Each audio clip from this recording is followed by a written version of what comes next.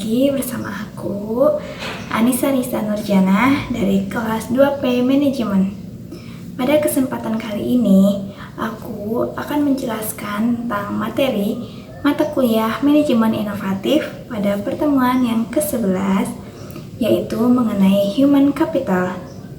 Untuk pembahasan lebih lanjutnya, akan aku jelaskan setelah ini. So, stay tune di sini dan check it out. Oke, pada kesempatan kali ini kita akan membahas materi mengenai human capital atau sering disebut dengan modal manusia. Untuk pembahasan lebih lanjutnya mengenai human capital akan dijelaskan setelah ini.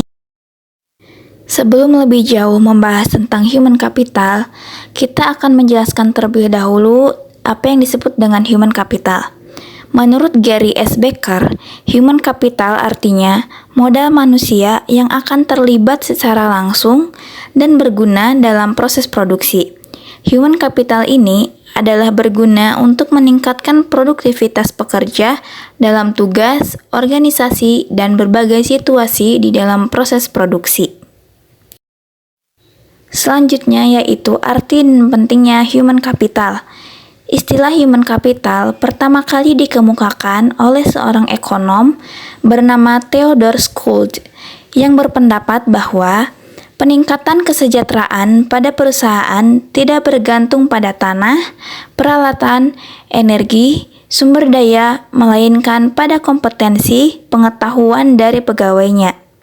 Kemudian ia mendeskripsikan posisi human capital sebagai kemampuan sumber daya manusia yang diperoleh melalui investasi pada sumber daya manusia yang mendeskripsikan bahwa human capital terdiri dari 4 hal, yaitu yang pertama ada kemampuan, yang kedua perilaku, yang ketiga usaha, dan yang terakhir keempat yaitu waktu.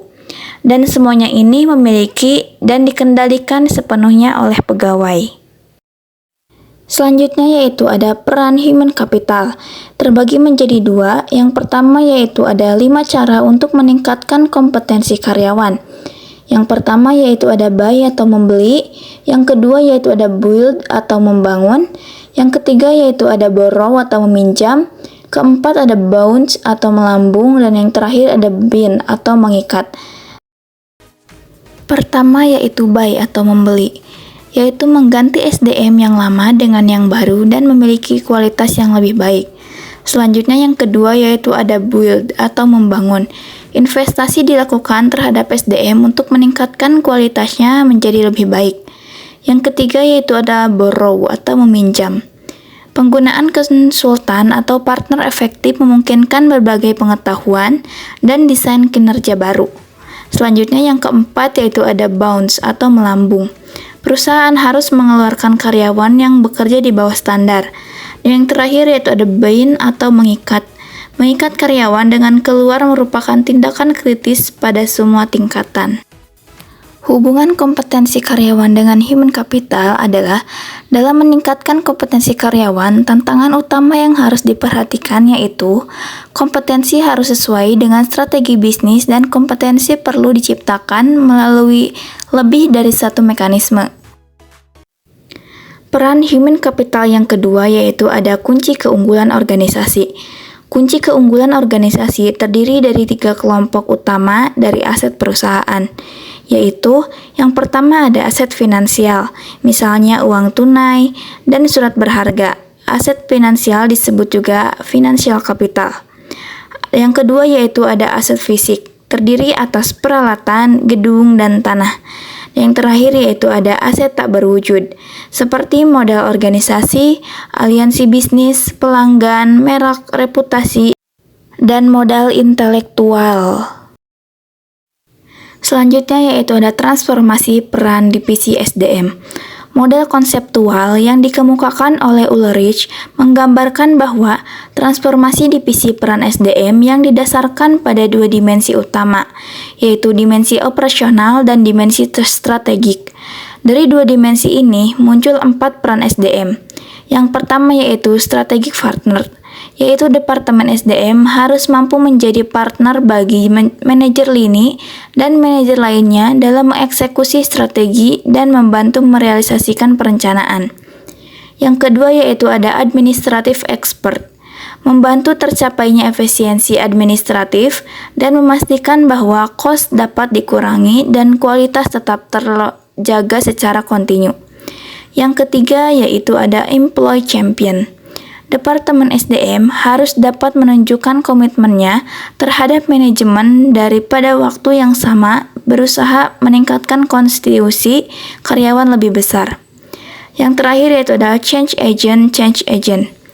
Departemen SDM harus dapat menjadi agen perubahan yang kontinu, membantu proses-proses dari kultur secara bersama, meningkatkan kapasitas organisasi untuk lebih baik.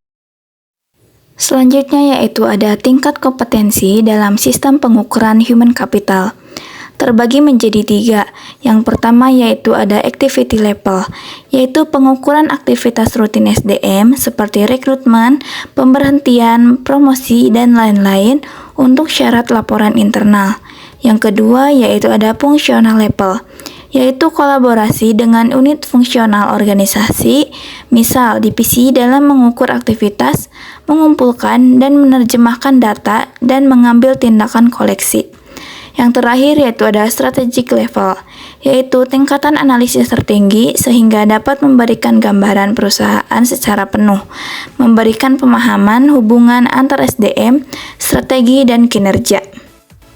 Dari ketiga tingkatan kompetensi di atas, diketahui bagaimana melakukan pengukuran nilai human capital pada ketiga tingkat tersebut, dimulai dari tingkat korporat dalam unit bisnis, fungsional, tingkat terendah yaitu aktivitas dari divisi SDM, untuk mengintegrasikan sistem pengukuran tersebut menjadi sistem yang kohesif dalam suatu jalur yang terdiri dari 3 tingkat, dan pada masing-masing tingkat terdapat aktivitas yang dapat diukur beserta hasilnya. Sekian pemaparan materi pada pertemuan yang ke-11. Sampai jumpa lagi di materi berikutnya. Jangan lupa like, komen, dan subscribe. Thank you.